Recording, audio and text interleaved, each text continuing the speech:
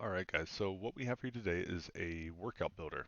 And the idea is this is going to help you develop a perfect 30-minute full body workout plus one. And what that means is um, you're going to have your three main supersets. And the idea is that they should be compound, non-overlapping movements, but you can mix and match them however you want, right? The point is to keep this super simple for you. So you're going to select your movement type first, and let's say chest, and all I have to do, if I don't know any of this stuff, that's fine. You're just going to match the colors up, and as long as the colors match up, you're good.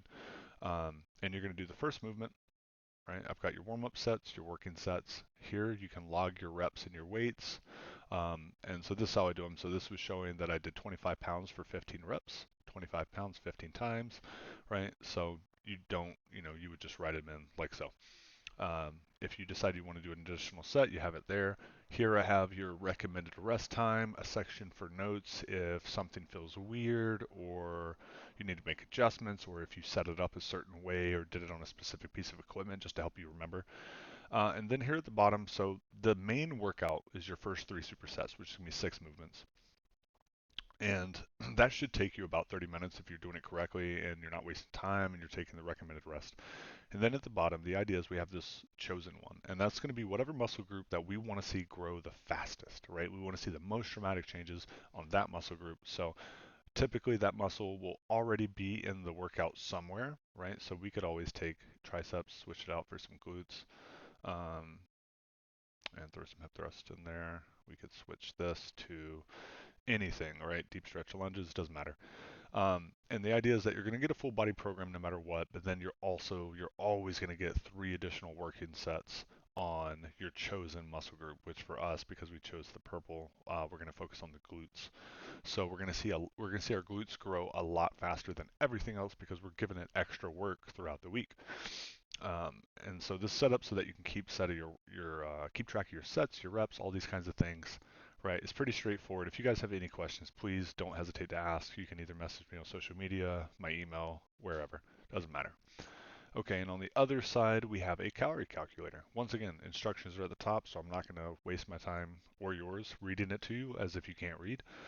So BMR is your basal metabolic rate, or how many calories you typically burn on your average day before moving, right? So if you just laid in bed for 24 hours and didn't do anything but blink and breathe, this is roughly, based on my numbers, how many calories I would burn in my average day. And then your TDEE is going to be your total daily energy expenditure. And what that means is after all of your activity for the day, going to work, playing with the kids, doing whatever, has been accounted for, this is roughly how many calories I burn on an average day based on my activity level.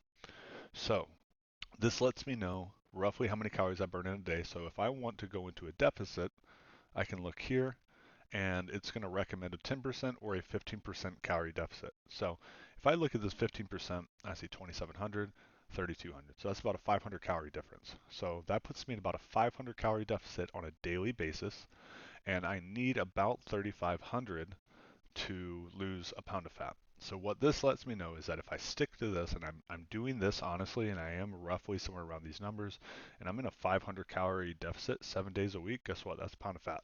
But to fill this out, all you have to do is go through here.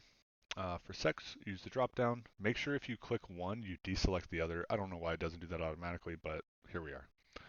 Put your age in there, your weight in kilos, your height in centimeters. If you don't know these innately, because we're Americans and we do shit the weird way, all you're going to do is come here to the little conversion tool I've made for you. Put your feet, so I'm 6 foot 4 inches, so I'm put that in there, and it's going to change that for me, right? So if I change that, you'll see it adjust in real time, okay? And that'll give me the number that I then need to put here in my height. And same thing for the weight. I just put my weight in pounds. It tells me what I weigh in kilos. I drop that over here. And then for the last piece, our activity level, roughly how much do we move in a given day? A little chart down here to let you know what it relatively equates to. Most people, realistically, if you're not training 3, 4 days a week, most people are going to be lightly active. And the more honest you are here, the more accurate all of this is. So you can, bullshit yourself. You can throw in here and say that you're very active when you're not, but it's going to give you a really high number, and then you're going to be at 15% quote unquote deficit that isn't actually working. You won't see any progress because you're lying about how active you are. So this doesn't do any good for you by lying. Be honest with yourself, set it to how much you think you honestly do on your average day, right? Um, and the more accurate this is, the faster you're going to see results. So cheating the system only hurts you. So you fill this in, it's going to crank out your BMR here and your TDE here. This is the one we care the most about. BMRs, we need to know it, but we're ultimately using that to just get this number. So once we have the TDEE, like I said, it's going to tell us what is going to make recommendations for where to set our calories. And then once we have that, we're good to go. So then you can just go and say, okay, that's going to be my calories. I'm going to program that into my MyFitnessPal, whatever you're using to track your calories or not.